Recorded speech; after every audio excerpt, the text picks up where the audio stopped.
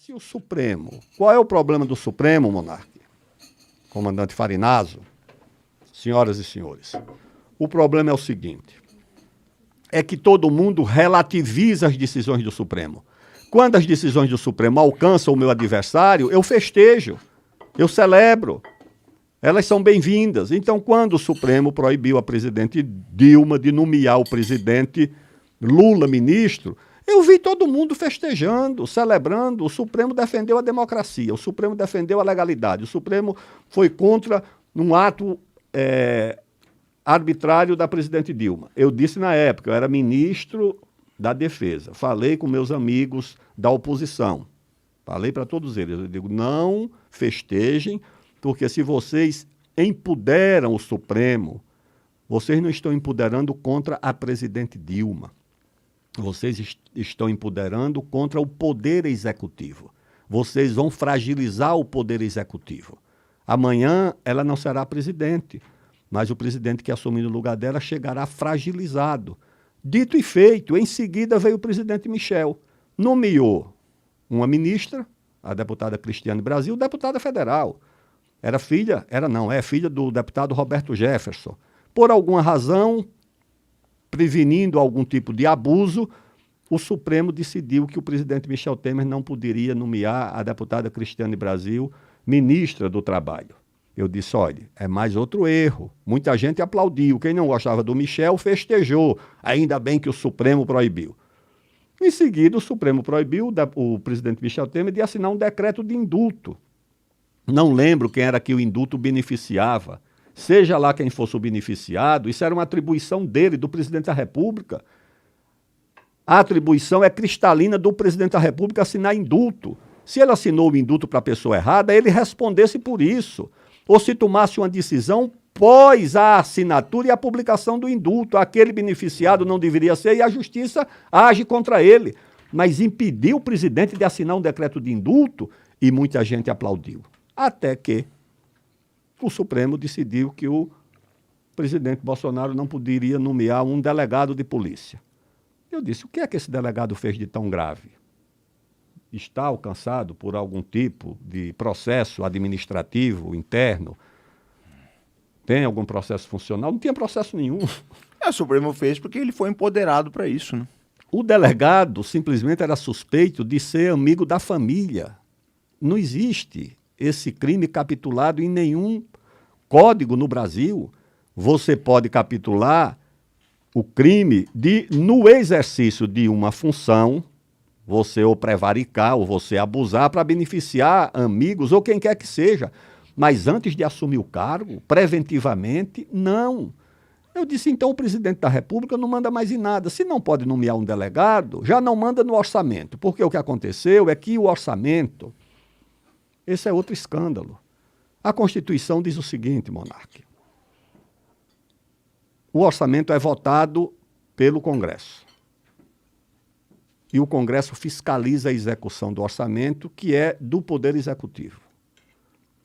Quem fiscaliza não pode ser quem gasta, quem executa. A Constituição distribui. Você gasta, que é executivo, e eu fiscalizo, que sou legislativo. Agora, o Congresso, ele vota, ele fiscaliza e ele executa. O presidente tem que pedir dinheiro para o deputado, para o senador. Aí inventaram tudo quanto é emenda secreta, emenda de bancada, emenda de relator, emenda de comissão, emenda de tudo. Mas isso começou aonde? Isso começou quando o Congresso e a oposição tomaram a decisão de enfraquecer o governo da presidente Dilma, votaram as chamadas emendas impositivas, ou seja, o Congresso votou, o governo não pode fazer mais nada, e criaram essa anomalia, que é o deputado ser aquele que executa um orçamento que não tem condições. Eu disse, o deputado de Campinas, como é que ele vai aplicar uma verba no Maranhão, se ele não sabe nem o que acontece em Ribeirão Preto? Como é que ele vai aplicar uma verba na saúde, no Mato Grosso ou no Rio Grande do Sul? Isso é coisa do executivo, dos ministros, do presidente. Eles é que têm a ideia do país, não o deputado, que tem legitimidade para lutar por uma reivindicação local. Ele quer um posto de saúde, uma escola, uma estrada na sua região, tudo bem. Agora, ele decidiu o orçamento, um deputado do Amapá decidiu que vai feito com orçamento para Goiás, Não, isso está errado, mas essa é a realidade do nosso Brasil. O poder executivo foi esvaziado. Quando era Dilma, quem era contra a Dilma aplaudia. Uhum. Quando era o presidente Temer, quem era contra o presidente Temer aplaudia. E agora quem é contra o Bolsonaro também aplaude. Resultado, você mergulha o país numa crise, porque o Brasil é ingovernável com o poder executivo frágil. O Supremo não tem nem os instrumentos para governar o país. O Supremo é uma instituição de Estado para julgar a constitucionalidade das leis e nada mais, não para virar poder executivo ou legislativo. E o legislativo tem instrumentos para legislar, para ouvir todo mundo, fazer audiência pública, decidir sobre leis, ouvindo o contraditório. Mas não é poder executivo, mas é o que se tornou no Brasil. E isso é a explicitação da insegurança jurídica, porque você nunca sabe o que o Supremo vai decidir, e da insegurança legislativa, porque você tem um poder legislativo assumindo as funções de poder executivo. Ou seja, o equilíbrio entre os poderes foi completamente destroçado. Não existe mais equilíbrio entre os poderes no país. Montesquieu se revirando no túmulo. E como isso é preocupante? Tipo, a gente tem um Brasil que tá em caos, tá num caos político, e a gente tem um mundo também em caos político, entendeu? Se a gente quer... Porque vai vir desafios por aí. O Brasil vai ter muitos desafios no futuro. A instabilidade provoca isso. E a gente não tem um Estado com uma cabeça, é um monte de cabeça pensando besteira ao mesmo tempo. Falta direcionamento no Brasil, né? Acho que falta um movimento de interesse nacional, e aí entra o quinto movimento do ministro Aldo aí, que tenha como base, tá, a realidade nacional, ou seja, expandir as fronteiras agrícolas, expandir as nossas capacidades de exploração mineral, e que é da onde o Brasil tira a riqueza, e tentar reindustrializar o nosso país. Eu penso da seguinte forma, vocês citaram aí agora há pouco, a gente falou desses problemas aí da legislação ambiental que vão achatando cada vez mais o agronegócio. Agora, uma boa parte dessas pressões, né, para que a legislação seja cada vez mais restritiva, elas vêm do exterior. Elas vêm dessas ONGs aí que são patrocinadas, sabe-se Deus por quem, né? E eles têm estudos aí preparados em think tanks nos Estados Unidos e Europa e fazem cada vez mais pressão. O resultado final é isso que a gente vê, um Brasil que não sai do lugar, um Brasil que vive patinando. Esse caso das ferrovias aí, da Ferrogrão, é gritante. Nós não estamos pensando no interesse nacional. É um fato, a gente não pensa no interesse nacional. Eu me questiono até o seguinte, quando o pessoal fala em crescimento do PIB do Brasil, eu não sei até que ponto esse crescimento é real em termos de infraestrutura ou é só um crescimento baseado em papel, né, na financiarização da economia e por aí vai. Agora, eu penso dessa forma, o que falta, na verdade, é isso, é unidade, é o projeto nacional andar, a gente pensar nos interesses nacionais. Por quê? Se você pegar aí essa quantidade de partidos que nós temos hoje em dia, uma boa parte, se você pegar o partido mesmo, dar uma espremida, você não vai achar o interesse nacional nele. Principalmente esses partidos aí que são muito apoiados por bancos. A gente teve um problema sério nos últimos anos, que é o seguinte.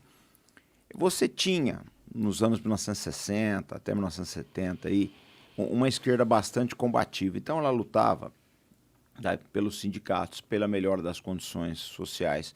Ela brigava por salários, ela brigava por soberania, ela era contra as privatizações, por aí vai. Olha o que está se discutindo hoje em dia. Né? Esse identitarismo babaca que a gente tem por essa divisão da sociedade, a sociedade se encontra cada vez mais dividida, é um contra o outro. É um fato e a gente não sai do lugar. As questões importantes, eu estava vendo esses dias um vídeo da doutora Maria Lúcia Fatorelli, fica aí a dica para você tem que trazer ela aqui. Claro. Ela fala muito sobre a auditoria cidadã da dívida. E ela falou uma coisa que é uma grande verdade. Eu falei, ela foi no cerne da questão, né? Os bancos e essas grandes entidades internacionais têm interesse em promover esse pessoal mais barulhento aí, em fazer com que eles cheguem a cargos do legislativo, porque enquanto essa turma está no Congresso debatendo essas pautas idiotas aí, as questões importantes, que é a auditoria da dívida, regulação dos juros, tá? Algumas privatizações que a gente sabe que foram tresloucadas aí, que só trouxeram prejuízo para o Brasil, essas questões não são debatidas. O que é de interesse nacional não está sendo discutido. Né? Até que ponto, como é que nós vamos fazer para destravar o agronegócio, como é que nós vamos destravar a mineração, como é que nós vamos reindustrializar o Brasil. Essas questões centrais não são discutidas. A população é jogada um contra o outro. Você quer ver uma coisa? Pouco tempo atrás, fizeram uma campanha contra o Ciro Gomes, o ministro Aldo e eu, nos chamando de fascistas. Olha, exatamente. Uma pessoa com a trajetória do Aldo Rebelo, você pode falar muita coisa dele, o que você quiser, mas isso aí já é falta de Rivotril. É falta de Rivotril. Eu penso assim, o que se quer, na verdade, o que se quer é diluir aquilo que é importante no debate, porque nós discutimos as questões centrais. Aqui ninguém tá vindo aqui para chamar fulano de fascista, ou de comunista, ou você é genocida, você é ladrão. Essa coisa aí eu acho acessória da política. Eu acho que dá para fazer política com ética, política com debate, uma política propositiva, no sentido de levar para debate e implantar as grandes questões nacionais. Isso está sendo diluído. Tá? A gente precisa começar a olhar, eu falo sempre, olhem o Divulga Candi, olha para quem os bancos estão dando dinheiro. Para quem os bancos estão dando dinheiro. Tá? E aí vocês vão chegar nos interesses por trás dessas coisas. Onde que a galera vê? Onde está dando quem... Só coloca na internet, Divulga Candi. Depois eu coloco Divulga aqui Candi. no Divulga Candi. Lá tem a vida de todos os candidatos.